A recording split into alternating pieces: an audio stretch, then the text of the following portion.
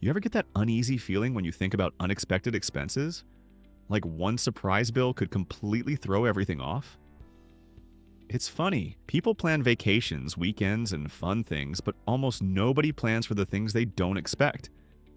And that's kind of the problem because when life drops something unexpected at the worst possible time, an emergency fund can be the difference between a temporary setback and a long-term spiral. So, how much should you actually have? Let's be honest. Nobody wakes up excited to build an emergency fund. There's nothing thrilling about putting money aside you hope you'll never use. But when people talk about their biggest financial regrets, a common one is not having something saved when life suddenly shifted. A job loss, a medical bill, a car repair right after the holiday. Life doesn't check your schedule before surprising you. And that's why having an emergency fund isn't just about money. It's about reducing panic and preserving stability when things get chaotic. But the real question is, how much is enough? Before we go deeper, go ahead and like this video to support the channel and subscribe if you want more financial content that actually makes you think differently about your money. Alright, let's really break this down.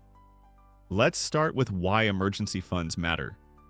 If you talk to people who've gone through a tough moment like a job loss, a sudden medical emergency, or a major repair, they'll usually say the same thing. The hardest part wasn't the event, it was the timing, the stress, and the feeling of being unprepared. And that's what an emergency fund softens. It doesn't make problems fun, but it makes them manageable. It gives someone options instead of panic. With a cushion, a person is less likely to take on high-interest debt, borrow money, or make rushed decisions. Without one, even a small emergency can snowball into something that takes years to undo. So the point of an emergency fund isn't luxury, it's protection. But what exactly counts as an emergency? Before deciding the amount, it helps to understand what a true emergency actually is. People sometimes use emergency savings for things that aren't emergencies, and that makes everything feel harder. Real emergencies usually fall into three categories. 1. Health emergencies, such as unexpected doctor visits, medication costs, procedures, or urgent care situations. 2. Income disruptions, such as losing a job, clients drying up, contracts ending, or hours getting cut. 3. Essential repairs or replacements, such as car breakdowns, plumbing issues, broken appliances, emergency travel, or a sudden move.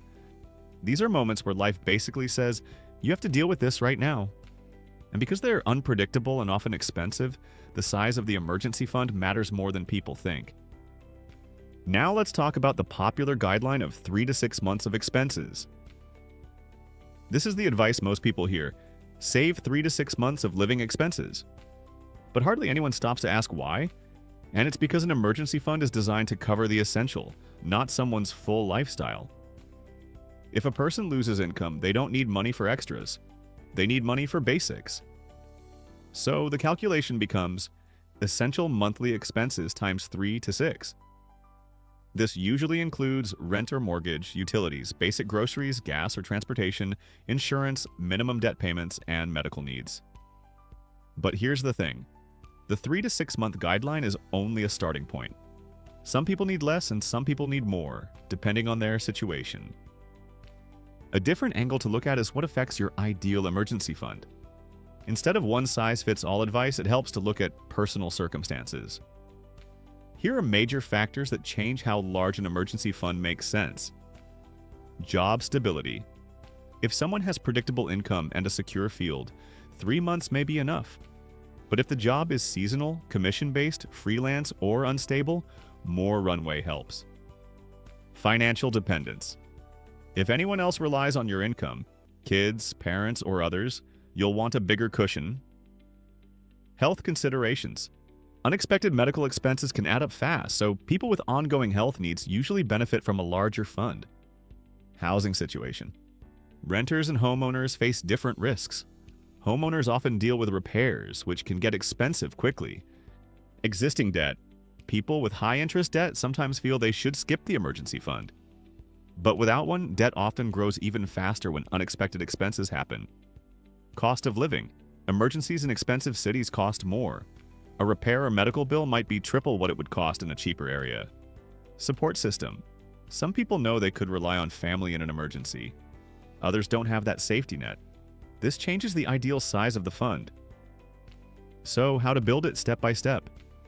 A lot of people get overwhelmed thinking about saving thousands. But an emergency fund doesn't need to be built all at once. Breaking it into stages makes it much more achievable. Stage 1. A starter cushion. The goal is $500 to $1,000, just enough to handle small emergencies without turning to credit cards. Stage 2. 1 month of essential expenses, a great foundation that handles medium-sized problems. Stage 3. The core fund. The goal here is 3 months of essential expenses. This is where most people start feeling genuinely secure. Stage 4. The full safety net. The goal is 6 months or more of savings. Helpful for people with unpredictable income or dependents. Now, where should the emergency fund stay? This part matters more than people think.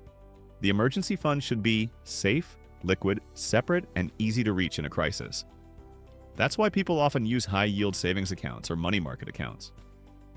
The goal isn't to grow the money aggressively, it's to keep it available without losing value. Now, how to start without feeling pressured? A lot of people want an emergency fund but don't know where to begin. Here are approaches that make it simpler. 1. Automatic small transfers. Even tiny amounts add up over time. 2. Redirecting unexpected income such as tax refunds, bonuses, gifts, or extra paychecks can make huge progress instantly. 3. Temporarily pausing small expenses such as cutting one subscription until the fund reaches a certain milestone can help. 4. Add mini goals. For example, hitting $100, then $250, then $500 keeps motivation going. 5. Percentage-based saving. Some people prefer saving a percentage rather than a fixed dollar amount. Now let's talk about the mindset shift, the psychological power of an emergency fund. Money is emotional. Even a small emergency fund can change how someone feels about their life. Less stress, better sleep, fewer money arguments, more control, and less panic during surprises. It's not only about surviving emergencies, it's about living without constant fear of them. Next, what happens when you actually use the fund? Some people feel guilty when they dip into their emergency savings, but that's the entire point of having it. It's not a decoration, it's a tool. Using it means it worked. After the emergency passes, rebuilding it simply becomes the next step. Once the fund is used, people usually rebuild it by either restarting automatic transfers, redirecting any extra income, or going back to the tiered approach.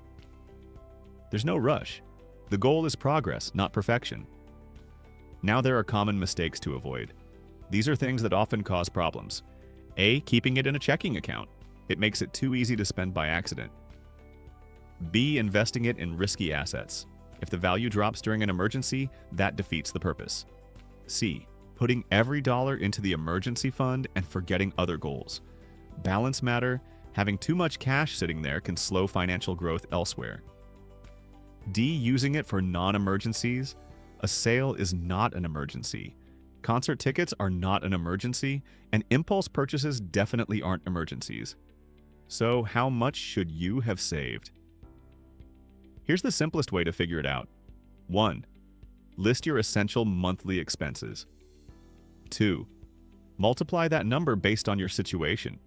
3 months for stable jobs and fewer dependents, 6 months for unstable income or multiple dependents, more if the situation is high risk. Then ask, how long would I realistically need to stabilize after a major disruption? That answer gives you your actual emergency fund target. Quick summary. An emergency fund is for true emergencies, not wants. The common guideline is 3 to 6 months of essential expenses. Personal circumstances shape the ideal number. Building it in stages makes it achievable. It should be kept safe, separate, and accessible. And using it during emergencies is exactly what it's there for. Now I'm curious, what emergency fund amount makes the most sense for you? Is it $500, a month of expenses, 3 months, 6, or something else? Share your goal in the comments. Your perspective might help someone else figure out their own number. And if you enjoyed this and it helped you think differently about your financial safety net, make sure to subscribe for more content just like this. It really supports the channel and helps more people gain clarity with their money. See you later.